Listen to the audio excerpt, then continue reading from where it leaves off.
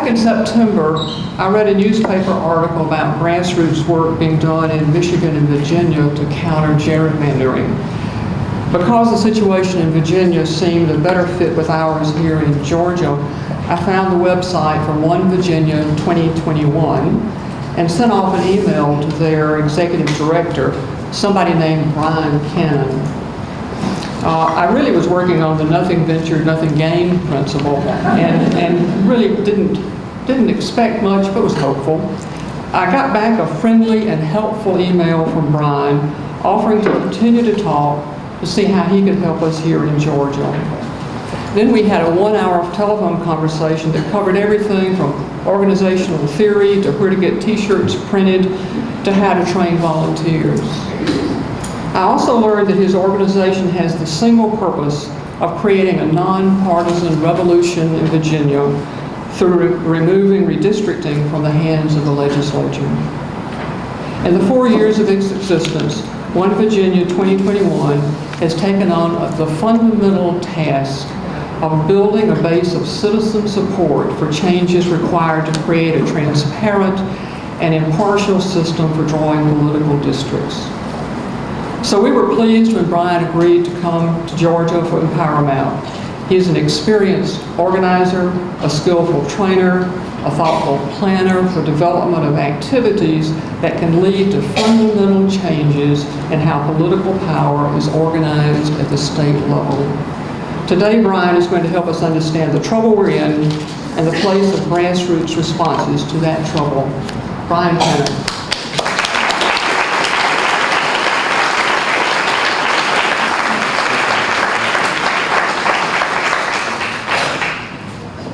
Afternoon, everyone. Pat's so kind. I loved our conversation. It was so fun and exciting to hear that this is happening in other places. I know it might not be easy. I was fortunate enough to join One Virginia 3 years ago this month, and I had some of my good friends and mentors say, Brian, what are you doing? Nobody even knows what gerrymandering is, let alone are they nerdy enough to engage in a deep conversation with you about that. And yet here you all are, right? So I'm grateful for that. So I thought about really diving into Georgia redistricting and doing everything I could to translate what I've got and what I know about organizing in Virginia and what I know about how I frame the problem and how I tell stories. And then I realized that would be impossible to replace the knowledge y'all have about this. And so I'm going to share with you how I talk about this in Virginia with some Virginia-specific stories and I'll pick on Maryland and North Carolina just a bit because they're our neighbors. But what I hope to do is I hope you guys can take these stories and share them and translate them into what matters for Georgia, right? And I don't think there's that much of a translation effort. You're just going to be replacing the county names in different ways. So, by the way, there's my email and phone number if anybody needs that. But let me start with this district, because I like to start with this. This is a state Senate district in Virginia. And I put it up because it embodies what I consider the 3 evils of gerrymandering, right? So perhaps this is a little different, right? A lot of folks jump immediately to they hate gerrymandering because some other policy issue that matters to them gets stopped when they're trying to do it. And that's definitely true, and I understand it. We've built a broad organization that includes conservatives and liberals and moderates and greens and libertarians and a bunch of folks who just don't care that much about party. They just want their government to work. So the moment I get into talking about, like my wife advocates for Medicaid expansion in Virginia, the moment I get to talking about that, yeah, she's pretty awesome. The moment I get to talking about that, we lose folks on the right side of our coalition, right? And that's not what I want to do, because this is really one of those issues that's not left-right, it's right-wrong. And if we can keep it in that frame, that's where we get it. So I put this district up here for those kind of embodies the 3 evils of gerrymandering, which I'll talk about in a second. But the other reason I put it up here is because it's not the ugliest looking district you'll see, right? Y'all got worse over there. If you kind of blur your eyes, it's kind of squarish. But let me tell you about this district. The first problem let me tell you about this district from perspective. It's the 17th Senate District of Virginia. If you're familiar with, you probably unfortunately are familiar with from the episodes this summer in Charlottesville. There's Charlottesville, Virginia. Richmond would be down this way, and DC would be up here. So that's just to orient you a little bit. This district was drawn in 2011. It was drawn, and we have to have about 200,000 people in every Senate district. So they drew this district, and if you blur your eyes, it doesn't look bad. But if you look closely at it, you'll see that they took bits and pieces of different communities, not in any way close to all of those communities, and they lumped them together in this kind of artificial community called the 17th Senate District of Virginia. And that's all it is. In fact, I liken this to Dr. Frankenstein's monster, right? They're taking bits and parts and lumping it in. You kind of blur your eyes, it looks human, but it's really not. So look for me with a second. You'll see this is Fredericksburg. They carve up right around the battlefield and right around where the University of Mary Washington is through the city. So they've got most of Fredericksburg, but not all. Culpeper is a teeny little city up there, and they take most but not all of that. They take little teeny bits of Charlottesville. This area is called Lake Anna. They don't even keep the whole lake together. And then a lot of places Google Maps doesn't give a name to. Right? So that's our kind of Frankenstein nature of these districts. And I think that's a common problem when you look at the kind of craziness of that. So that's the first problem. The second problem is how bipartisan this is. In Virginia, we were one of the few states to have a bipartisan gerrymander, where the Senate Democrats were in control in 2011 and the House Republicans were in control that same year. I thought we'd get reform naively because of that, right? No one was going to be able to run the show and do their whole thing. But in this case, we got what I call the Incumbent Protection Act of 2011. The Senate Democrats gerrymandered their chamber, the House Republicans gerrymandered theirs, and passed the other in exchange for safe passage of their own. Before the Democratic wave we just had this past November, 2015 was a really good example of that. Not a single, no one votes, normal kind of cycle of uneventful state legislative elections. Not a single incumbent lost their seat. Not a single one. It's a strange world. So that's what we got. So people always want to say, oh, well, this is a Republican gerrymander or a Democrat, and they are that too. But I think if you dig deeper on most stories here, you're looking at even more incumbent protection than you are just partisan advantage. Again, to that not left-right, but right-wrong component. And the last issue I'll say about this, the kind of last evil of gerrymandering, is how personal it is to folks. This district was drawn in 2011. The Democrats were trying to protect a moderate Democratic senator named Ed Houck. I really am a big fan of Senator Houck. He's good people. But they were worried that somebody from the Spotsylvania Board of Supervisors was going to run against him. You see Spotsylvania right there. This guy, his name is Bryce Reeves. He's straight out of central casting for a conservative state legislator. He's got a square jaw, good set of hair, broad shoulders, law enforcement background. I mean, you couldn't make a better character. But he was in a Tea Party darling in that era too. And people were really excited about him on the right, about being able to take on Ed Houck. So here's what happened. Bryce Reeves and his family live in this neighborhood right here called Fawn Lake. Now, if you were drawing this fairly, you would imagine the district would naturally just follow Route 3, but obviously it doesn't. So here's an example. Here's Fawn Lake, a little blow up of it. So there's the lake. You enter the neighborhood here, and then as soon as you get to here, you're now in the 17th Senate District. But if you're in any of these neighborhoods, you're not. So here's where the story goes. The Democrats went into Fawn Lake to carve out the Reeves family from the district. In Virginia, you have to live in your state Senate or House district to represent there, so that's a big problem. If they did that, Bryce Reeves would either have to move to run or give up on the idea, right? I think it's hard enough to find good people to run for office, let alone if we target them like this. Apparently the Democrats missed, and they got the wrong Reeves family out of the district.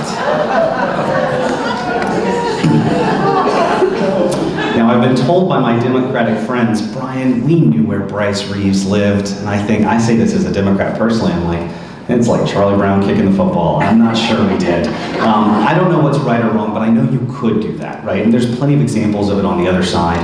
But I think that's the real third one. That's the gut punch for me, is how personal it is to these legislators. You can go up to super red or super blue parts of the state of Virginia, and you would find the same thing, except it's not cross-party, it's within their party. They don't want the Board of Supervisors member who's a Democrat to run against them to challenge them in their safe Democratic seat in a primary. I put this picture up here because it's ugly. This is a House district we've sued over. And I don't know if y'all have ever talked to somebody who gave an honest answer about why they support gerrymandering, but this is an example of one. I was lucky to speak to the Henrico Tea Party, which this is the county of Henrico here, Richmond's down here. And I asked them, I put this up there, the delegate who represented that area, Republican at the time, asked to speak afterwards, and he gave what I think is the most honest answer for gerrymandering ever. He said, I know my map looks a little weird, okay, it looks a lot weird, but I take away time from my business and my family to serve in the state legislature.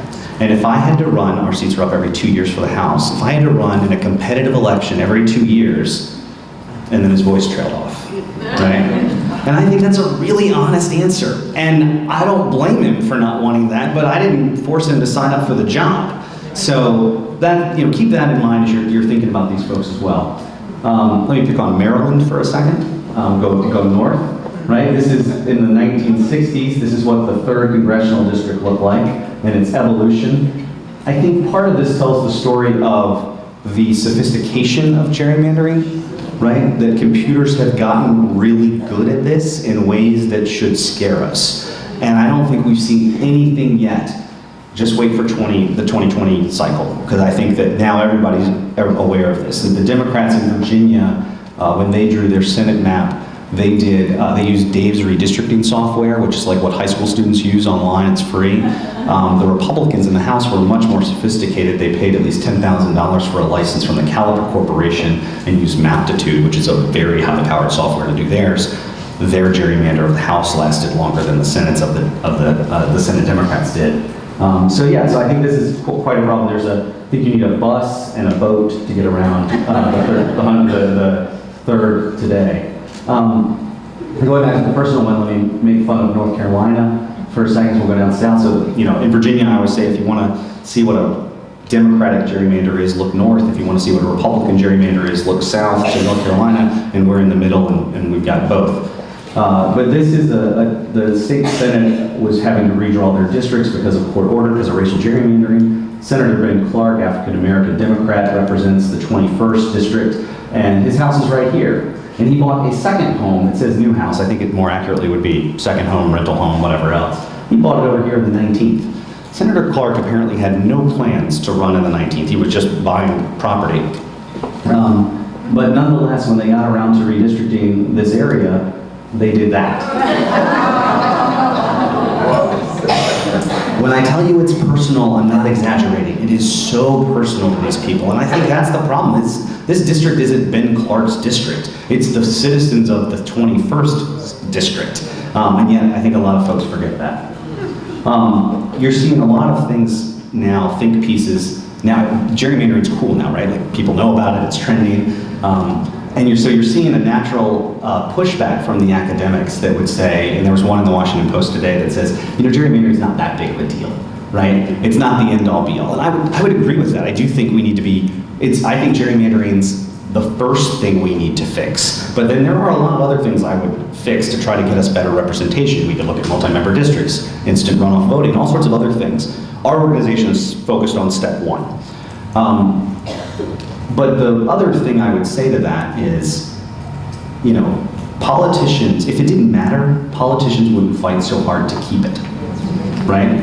And Karl Rove laid out this wonderful editorial in the Wall Street Journal in March of 2010, explaining how important it was and explaining the Republican Project Red Map at the time. Now the Democrats are gearing up for their blue map. They've got the same kind of concept, and we're in this kind of arms race for control of seats every decade now, and it will, in the sophistication of the technology is getting there.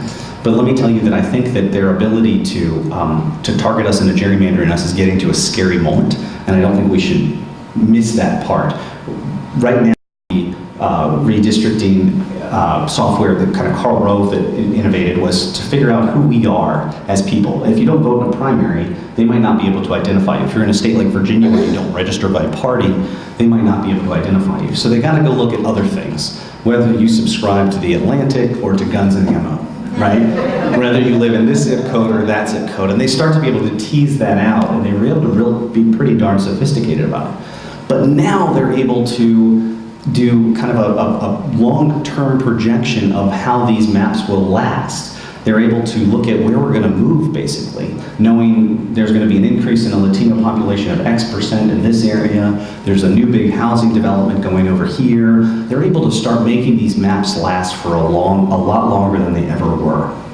So we're in this area where not only do we need to fix it, we need to fix it now, right? We really need to get this. And just making them aware of it, providing better alternative maps will help.